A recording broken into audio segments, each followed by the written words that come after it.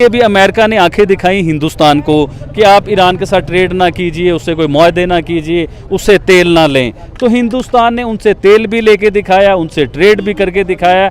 आज तक ईरान के साथ बिजनेस हिंदुस्तान करता है। मुख्तलिफ कंट्रीज़ की जो जंग चलती है उधर वो हिंदुस्तान जो है अपने किसी भी नुमाइंदे को या किसी सिविलियन को वो मरने नहीं देते। वो निकाल के पाकिस्तान के मीडिया ने बड़ी खबर चलाई हुई थी कि पाकिस्तान से ख़जाने निकल आए हैं, पाकिस्तान से जो है जी पहाड़ों में से सोने निकल आए हैं, वो गैस निकल आई है, पेट्रोल निकल आया है उस पहाड़ों में से। वो इतनी खबर चली, पाकिस्तानियों आप फिक्र ना करो, आपके सारे कर्जे उतर जाएंगे, ये हो जाएगा वो हो जाएगा। कहाँ गई वो खबर, कहाँ गई वो गैस, कहाँ गया वो पेट्रोल? मुझे आप बताइए। वो सब एक ड्रामा था ना, हमें बेवकूफ़ बनाया होता है। फिर मीडिया के ऊपर बहुत बड़ी खबर चल रही होती है जी, कौम के लिए बहुत बड़ी खुशखबरी, लोगों के लिए बहुत बड़ी खुशखबरी। जब पूछा जी क्या खुशखबरी, पढ़ा क्या खुशखबरी, तो पता चला जी IMF से हमें एक बार और कर्जा मिल गया, ये खुशखबरी हमें दे। जय हिंद दोस्तों, मेरा नाम सुरेश और आप देख रहे हैं माय यूट्यूब चैनल। पाकिस्तान का एक मीडिया में बता रहा है, उससे बोल रहा है कि इंडिया चौथे पायदान पे आ चुका है इकनॉमी के मामले में। देखिए, हमें तो बताया, जहां पाकिस्तान में भी एक चर्चा चल रही है इस बात पे। वो कह रहा है, देखिए पाकिस्तान के लोग है ना IMF से लोन मिलने पे खुश है, और जहां इंडिया को देखिए, इंडिया है ना एक वर्ल्ड की चौथी इकनॉमी बन चुका है, और जहां वो तीसरी भी बन जाएगा। वो तारीफ़ कर रहा है इंडिया की। तो वहाँ का कि वो बता रहा है कि पाकिस्तान है ना IMF के फंड जो दिल्ली से होता है उस पे लोन पे है ना खुश हो रहा है, और जहाँ इंडिया आगे बढ़ता रहा है। और भी बहुत सारी चीज़ें बता रहा है कि इंडिया है ना 50% टैरिफ झेलने के बाद भी वर्ल्ड की चौथी इकनॉमी बन चुका है। और देखिए, हमारा देश इकनॉमी के मामले में भी नहीं, सभी जहाँ पर भी है हमारा देश, सभी वीडियो बहुत ही मज़ेदार होना। वीडियो आज तक बात करेंगे। आइए चलिए वीडियो देखते हैं, फिर लास्ट तक बात करेंगे। इंडिया को UN ही नहीं दे रहा, पूरी दुनिया इंपॉर्टेंट देता है, और उन्हें देना पड़ेगा, उनकी मजबूरी है, दुनिया की चाहती है। देखिए एलन मस्क जो है, उनकी टेस्ला वो भी हिंदुस्तान में अब उनकी फैक्ट्री आ रही है, हिंदुस्तान में उनकी कारें बनेंगी जो बिजली से कारें चलेंगी। इसी तरह आईफोन हिंदुस्तान में बनता है। दुनिया की टॉप की इंडस्ट्रीज हिंदुस्तान में आ चुकी हुई हैं। IT जो है, चाइना को पता है अगर दुनिया में कोई उसे बीट कर सकता है तो वो सिर्फ हिंदुस्तान है, उसके अलावा कोई कंट्री नहीं है। चाइना भी घुटने टेक चुका हुआ है हिंदुस्तान के आगे। आपको याद होगा लद्दाख में कितना बड़ा मामला चल रहा है हिंदुस्तान का और चाइना कितनी जंग का मामला है, कितनी जगह का मसला है। तो उस जगह पे भी हिंदुस्तान अपने घुटने टेकता हुआ नजर आ रहा है, और हिंदुस्तान के साथ वो जो है ना चाइना घुटने टेकता हुआ नजर आ रहा है हिंदुस्तान के साथ दोस्ती करने के लिए।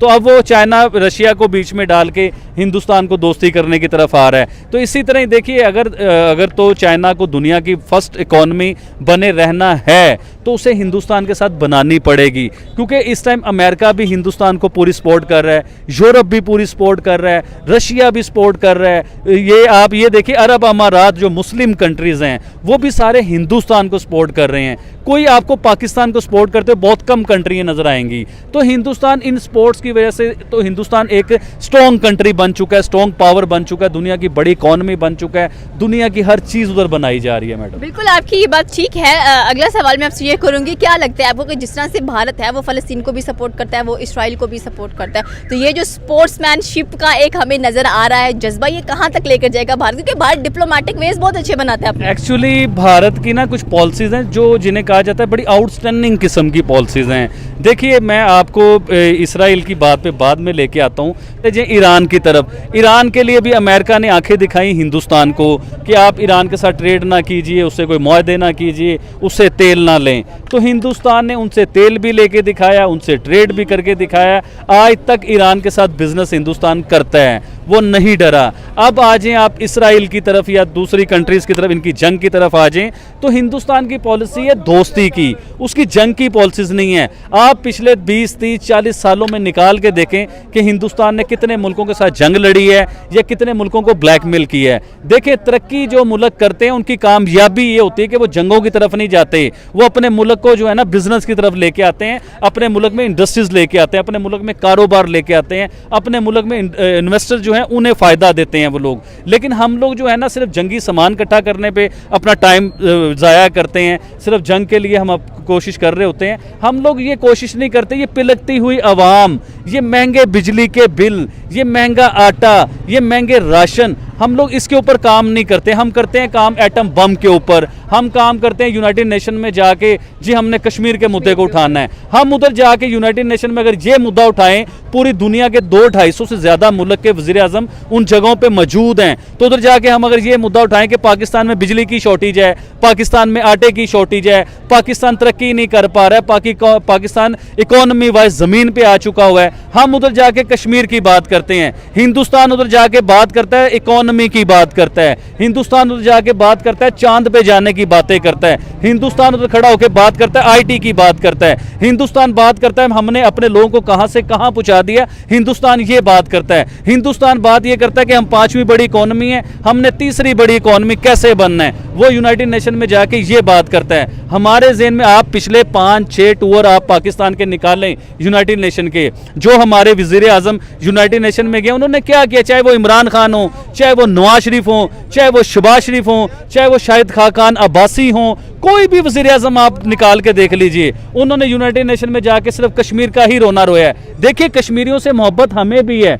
हम भी कश्मीरियों से प्यार करते हैं, हम भी चाहते हैं कश्मीरी जो है खुद मुख्तियार हों, या कश्मीरी के अपने मामला, या कश्मीर जिसे चाहते हो उसे पीएम बनाए, अपने इलाके का एमपी बनाए, एमएनए बनाए, और ये प्राइम मिनिस्टर नरेंद्र मोदी ने करके दिखाया है। उसने प्रॉपर कश्मीर में इलेक्शन करवाए, फेयर इलेक्शन हुए और जबरदस्त इलेक्शन, लोगों ने अपनी मर्जी के वोट डाले, अब उसका रिजल्ट भी आएगा। तो ये मामला होने चाहिए मैडम। आखिरी सवाल मैं आपसे ये करूंगी, आपको क्या लगता है कि जितने भी इस वक्त भारतीय वेस्ट एशिया के अंदर काम कर रहे हैं, ये जो स्टेप है जो इंडिया आ रहा है बीच में, इसराइल और लेबनान के कोई नुकसान पहुंचने वाला है? क्योंकि इंडियन जहां पर भी आपको नजर आएंगे नरेंद्र मोदी फौरन पहुंचेंगे उनको बचाने के लिए। तो यहाँ पर अगर देखा जाए, आपको पता है कि इंडिया की इकोनॉमी 3रे नंबर पर है, वो अपने बंदों को बचाने में एक्सपर्ट हैं, और यहाँ भी अगर देखा जाए तो उनका एक सिपाही कह लें कि इस जंग के दौरान जख्मी हुआ और स्पेशल उनकी जो एयरफोर्स थी उसने उसको बचाया, कि हालांकि सिर्फ एक था, तो कितने लोगों को और बचाने वाली है ये? देखिए हिंदुस्तान की पॉलिसी है ये कि हिंदुस्तान के आप सिपाही की बात कर रहे हैं,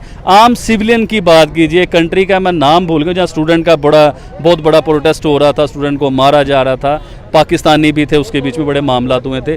तो हिंदुस्तान ने अपने लोगों को उधर भी नहीं छोड़ा। इससे पहले आपको याद होगा जब आप बहुत छोटे थे, मैं बहुत छोटा था, तो कुवैत की जंग का मामला हुआ था, तो कुवैत की जंग से भी उन्होंने अपने जो है ना उधर हिंदुस्तानी वो सारे बाहर निकाल लिए थे, एक भी हिंदुस्तानी नहीं छोड़ा। अभी भी दुनिया में जिन मुल्कों में जंग चल रही होती है, उधर हिंदुस्तान के स्टूडेंट होते हैं या उनके बिजनेसमैन होते हैं या काम कर रहे होते हैं लोग, तो वो अपने लोगों को नहीं छोड़ते, ये उनकी पॉलिसी है। अच्छा आबिद भाई, आपने कहा है कि कुवैत के अंदर जो जंग हुई उसमें हिंदुस्तानी नहीं पाकिस्तानियों को भी वहां से निकाला गया था, और कह लें कि हिंदुस्तानियों ने ही निकाला था।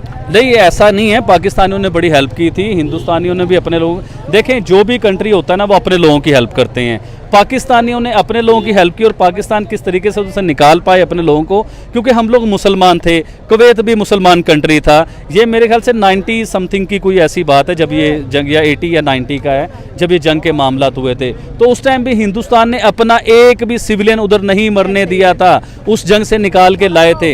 इसी तरह ही पाकिस्तानी निकाल के ले आए थे। अभी भी इराक, ईरान, मुख्तलिफ कंट्रीज़ की जो जंग चलती है उधर वो हिंदुस्तान जो है अपने किसी भी नुमाइंदे को या किसी सिविलियन को वो मरने नहीं देते, वो निकाल के ले आते। इवन के जिन मुल्कों में जंग चल रही है, हमास की आप बात कर लें या और कंट्रीज़ की आप बात करें, हिंदुस्तान बहुत बड़ी एड भेजता है उधर। वो एड इसलिए नहीं भेजता कि आप हमारी दवाइयाँ लेके और जंग लड़ें, वो एड इसलिए भेजता है कि उसमें बच्चे हैं, बूढ़े हैं, जवान हैं, जो बेचारे मरीज़ हैं, उनके लिए प्रॉपर जो है ना वो दवाइयाँ भेजी जाती हैं, खाने पीने की चीज़ें भेजी जाती हैं। ये इंसानियत के नाते एक बहुत बड़ा काम है, पाकिस्तान को भी ये काम करने चाहिए। और मैं फिर दोबारा बात करूंगा कि हमें खुद मुख्तियार बनना चाहिए, क्योंकि हम लोग मैडम एक बिकी हुई कौम है, हम बिके हुए लोग हैं, हमें ख़रीद लिया गया हुआ है। चाहे वो IMF ने ख़रीदा हो, चाहे वो सऊदी अरेबिया ने ख़रीदा हो, चाहे वो चाइना ने ख़रीदा हो, हम लोग बिके हुए कौम है। और बिके हुए जो लोग होते हैं ना वो अपने फ़ैसले खुद नहीं कर सकते, उनके जिन्होंने ख़रीदा होता है वो फ़ैसले करते हैं। जिस तरह IMF कहता है पाकिस्तान में मेरी मर्ज़ी से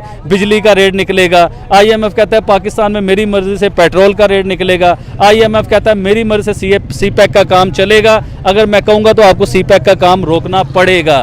तो हम जो है वो बिके हुए लोग हैं, जिस तरह वो चाहते हैं हम लोग वैसे करते हैं। अल्लाह करे कि हम खुद मुख्तियार बने। अभी रिसेंटली आपने देखा होगा कि पाकिस्तान के मीडिया ने बड़ी खबर चलाई हुई थी कि पाकिस्तान से ख़जाने निकल आए हैं, पाकिस्तान से जो है जी पहाड़ों में से सोने निकल आए हैं, वो गैस निकल आई है, पेट्रोल निकल आया है उस पहाड़ों में से। वो इतनी खबर चली पाकिस्तानियों आप फिक्र ना करो, आपके सारे कर्जे उतर जाएंगे, ये हो जाएगा वो हो जाएगा। कहाँ गई वो खबर, कहाँ गई वो गैस, कहाँ गया वो पेट्रोल, वो तो एक मुझे आप लॉलीपॉप बताइए। था। वो सब एक ड्रामा था ना, हमें बेवकूफ़ बनाया होता है। फिर मीडिया के ऊपर बहुत बड़ी खबर चल रही होती है जी, कौम के लिए बहुत बड़ी खुशखबरी, लोगों के लिए बहुत बड़ी खुशखबरी। जब पूछा जी क्या खुशखबरी, पढ़ा क्या खुशखबरी, तो पता चला जी IMF से हमें एक बार और कर्जा मिल गया, ये खुशखबरी हमें दे रहे हैं। दोस्तों आपने वीडियो तो देखा ही होगा जहाँ पर वो पाकिस्तान की भी बुराइयां कर रहा है। पाकिस्तान में बता रहा है कि पाकिस्तान के लोग जो है ना IMF से फंड मिलता है उसे या तो नेता लोग या अपना जो भी वहाँ के मिनिस्टर हैं वगैरह खाए जाते हैं।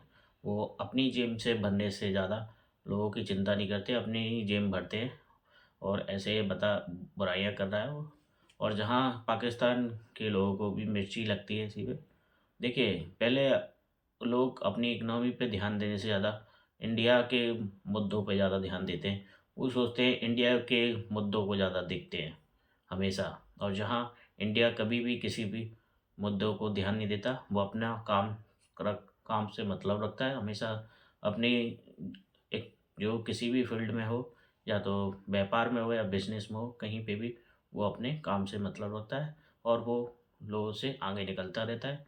जैसे अब हो रहा है इंडिया की इकनॉमी ऐसे ही।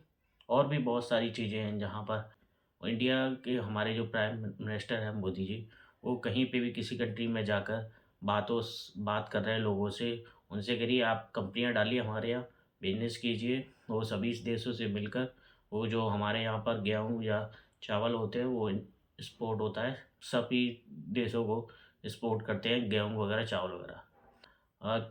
इंडिया जो बिजनेस है या और भी देशों में है हमारे, और भी कंट्रियों में चल रहे हैं बिजनेस वगैरह। हमारे जो भी भारत के एम्प्लॉय हैं जो बाहर काम करते हैं, वो बहुत ही ज़्यादा किसी भी कंट्री में जाकर बिजनेस कर रहे हैं। और बहुत ही ज़्यादा कोई सोने का है, सऊदी में जाके सोने का है, गोल्ड का है, या और भी तरह के बिजनेस कर रहे हैं। और जहाँ पाकिस्तान के लोगों की बात करें, वो वीज़ा लेकर किसी भी कंट्री में जाएंगे तो भीख मांगने। अमेरिका में ज़्यादातर उन्हें भीख मांगने पर भी पकड़ा गया है और वहाँ की पुलिस उन्हें पकड़ कर पाकिस्तान भेज देती है। किसी भी कंट्री में जाए तो वो ये काम करते हैं। और दोस्तों आपको और भी बहुत सारी चीज़ें देख इंडिया में हम सबसे ज़्यादा जो भी है काम से काम रखते हैं, और जहाँ पाकिस्तानी लोग हमेशा टांग अड़ाने पर रहते हैं। ये दोस्तों आइए चलिए दोस्तों, आपको वीडियो कैसा लगा हो तो लाइक करिएगा। अभी आप चैनल पे नए हो तो ज़रूर सब्सक्राइब कीजिएगा। मिलते हैं दोस्तों नेक्स्ट वीडियो में, तब तक के लिए जय हिंद जय भारत।